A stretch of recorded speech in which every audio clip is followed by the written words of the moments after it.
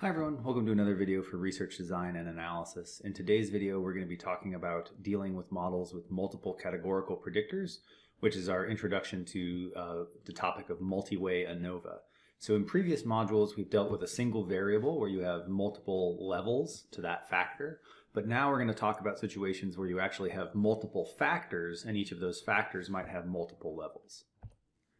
So for factorial designs, right, we're dealing with categorical variables that have different numbers of levels.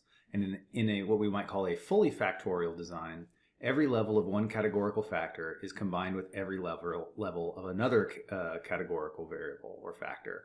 Right, so you can think about this. If we had variable A that has 2 levels and variable B which has 3 levels, we would cross those two things so that you're going to have A1 B1, A2 B1, right? And every combination is present. So there are ways to analyze data where you don't necessarily have this fully factorial combination, but for what we're talking about today, we're going to focus on this situation where you are doing the fully factorial design. So to kind of put this in a deeper context rather than abstract A and B variables, let's think about an intervention where we're manipulating exercise and diet. So people might be assigned either to a control diet or a low carbohydrate diet, and then they're given different levels of exercise. So there's sort of a low intensity, a medium intensity, and a high intensity exercise regimen that they do. And everyone in the control diet, is randomly assigned to one of the 3 levels of exercise. Everyone in the low carbohydrate diet is assigned to one of those 3 levels of exercise. So inside of each of these cells, we have a number of people who have been randomly assigned to that condition, but every level of diet is represented at every level of exercise and vice versa. So this would be a fully factorial design where we have a 3x2 kind of structure to our design matrix.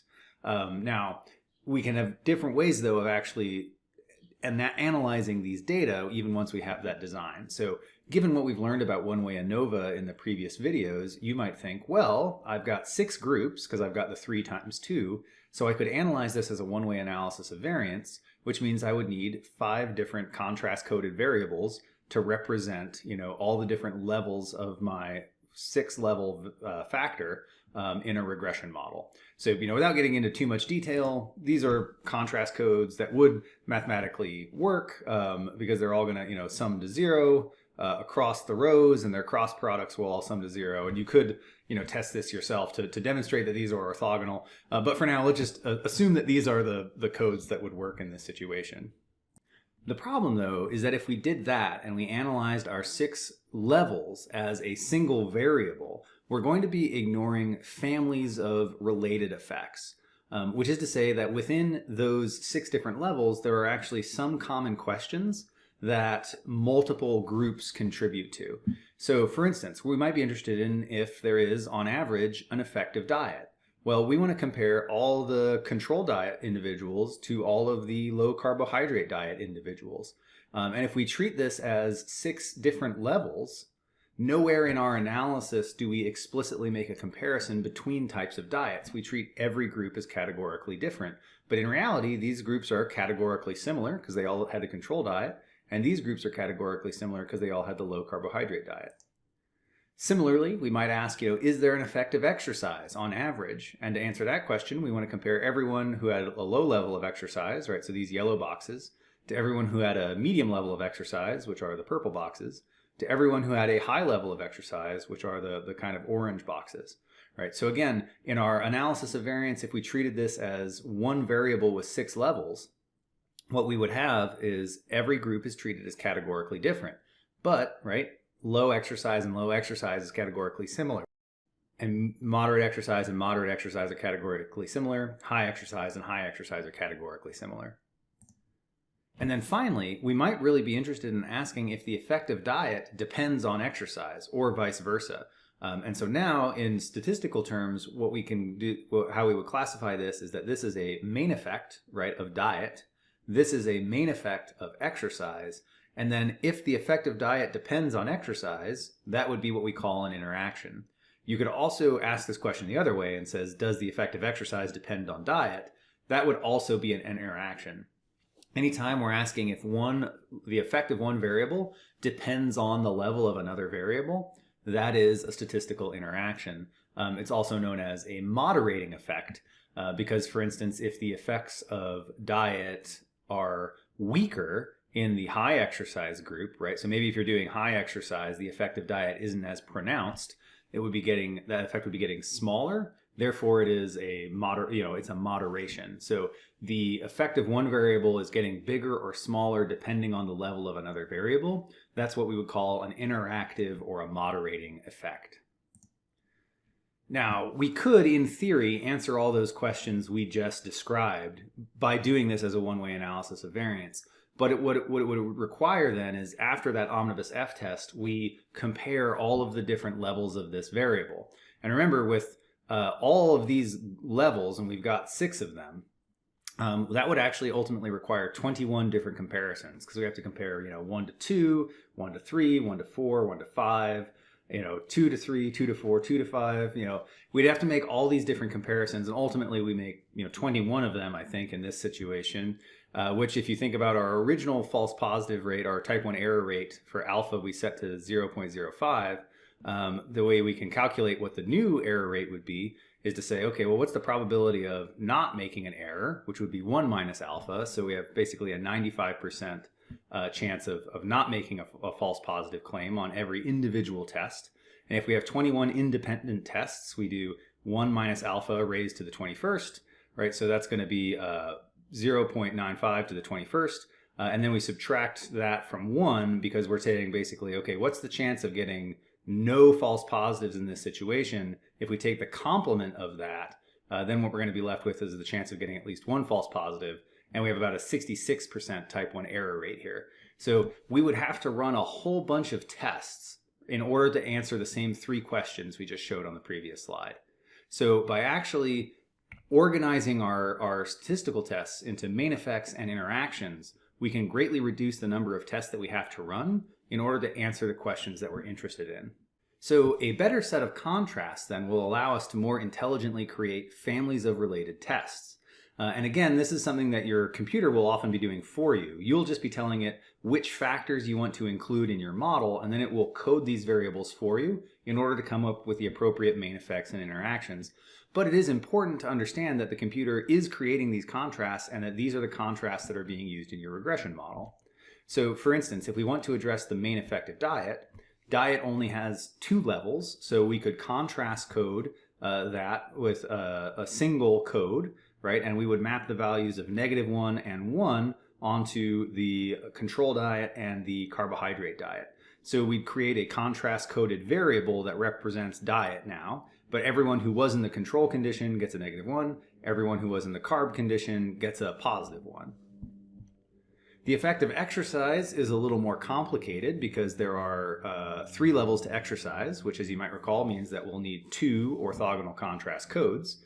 So for instance, we could create a set of codes and then create contrast coded variables. So for the first code, if you're in the low group, you get a -1. If you're in the medium group, you get a 0. If you're in the high group, you get a +1. For the second code, if you're in the low group, you get a -1. If you're in the medium group, you get a 2. If you're in the high group, you get a -1. And hopefully that feels familiar, right? Because this is the exact same type of contrast coding we did in the previous module. The only difference is that now, rather than a single variable, right, of just exercise, we have effects of diet and exercise. So everyone who was in the low exercise group, right, regardless of if you were in the control diet or if you were in the carbohydrate diet, you get a -1. So that's the important thing to reflect on as you're looking at this table, right, is that lambda1 codes your diet regardless of the exercise you did. Lambdas 2 and 3 code your exercise regardless of the diet that you received. And then our final set of codes will tell us about the interaction. And we'll actually get these by multiplying the respective codes together. So we'll get a lambda 4, which is our diet code times our first exercise code. And we'll get a lambda 5, which is our diet code times our second exercise code. And what this will give us is an interacting set of contrasts. And you can see that these look a lot like the contrasts for exercise by itself, except you get a reversal of the values in these conditions. And you can see that pretty clearly, like if you just compare, this row here for lambda 4 to this row here for lambda 4, the signs are switched. So what this allows us to do then is basically get a one-way set of tests for the control diet condition, and then the test going in the opposite direction for the carb diet condition. And so what this interacting set of factors will do will be allow us to say, is the effect of exercise different for the individuals on this side from the individuals on this side? And then we will be able to say, if there is a statistically significant interaction, that the effect of exercise depends on your diet, or similarly, that the effect of diet depends on the exercise that you did.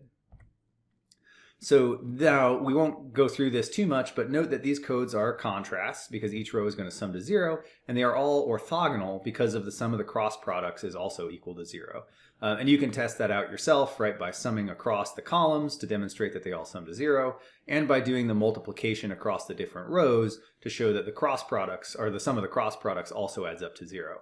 So again, this is a common set of codes that the computer might come up with for a 3x2 design. And so you will seldom need to generate these codes yourselves when you're doing statistical analysis, but it is important to understand how the computer is generating these codes, and then how these codes are ultimately going to map onto your different statistical tests. Because when we have all these different codes, there are a number of different questions that we can ask. And the first is that we could calculate an omnibus F for the full model, which would tell us how much variance is explained by all of our predictors as a set. So in that full model, right, we would have our Y outcome being predicted by an intercept plus all 5 of our contrast-coded variables, which again map onto the levels of our different factors here. So X1 is coding diet, X2 and 3 would be coding the effect of exercise, and X4 and X5 would be coding the diet by exercise interaction. And to get a test of the full model, right, the null hypothesis would be that none of these things have any influence.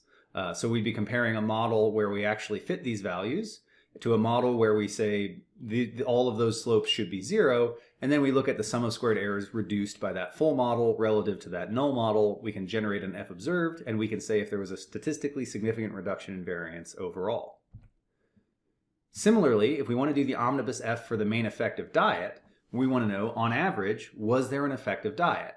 Now, X1 corresponds to the effect of diet, so our full model is actually going to stay the same here. It's going to be a model that has everything in it, but because X1 corresponds to the effect of diet, the null model is going to keep everything else, but it's going to drop out this parameter for X1. Or I should say, more accurately, it's going to assume that the value of this beta is 0. And that works the same, right? Whether you think about that as, well, the null model assumes it's 0, or the null model just assumes that it's gone. We're comparing a model that has everything to a model that has everything except the parameter that we're testing. Because we want to know, above and beyond the other effects, is there a statistically significant effect of diet? And by testing the effect of X1, we can get an F observed that tells us about the main effect of diet on average across all levels of exercise. Similarly, for the main effect of exercise, right, we're again going to have a full model that has everything, but remember that the effect of exercise is actually captured by these two contrast-coded variables, X2 and X3. So we have a full model that has everything that's going to be compared to a model that has everything except the variable of interest. So our null model assumes that beta 2 and beta 3 have a true value of 0, which is to say there is no effect of exercise. Right? And so again, you can represent this either way. You can either explicitly write those zeros in, or you could just say, well, assuming that those are missing from the model. But in either case, we're comparing a model that has everything to a null model that has everything except the variable of interest, which means we're going to have 2 tested parameters in this situation. We could then get the sum of squared errors reduced by those 2 parameters above and beyond the residual sum of squares, and then calculate an F observed for the main effect of exercise, which will tell us, on average across diets, was there an effect of exercise? And finally, we can get an omnibus F for the interaction of diet and exercise, right, which will tell us, did the effect of diet depend on exercise and vice versa? And in our scheme, right, X4 and X5 are the contrast-coded variables that collectively represent this interaction effect. And we need 2 variables for the interaction effect, because these represent the levels of our first factor multiplied by the levels of our second factor. And so in this case, because we've got 2 for exercise and 1 for diet, we need 2 to represent the interaction. So we'd be comparing a model that has everything to a model that has everything except the effective interest in the null model, right? Because in the null model, we assume that the true effect of this interaction is 0, which is equivalent to just dropping the interaction out of your model, right? But the net result is the same either way you think about it. We're comparing a model where we actually estimate values for beta 4 and beta 5 to a model where we just assume that those have values of 0. We look at the sum of squared errors reduced by including those parameters, and then we can calculate an F observed value and say, was there a statistically significant reduction in variance by including those parameters, which is the same as saying, was there a statistically significant interaction, and do we have evidence that the effect of diet depended on exercise?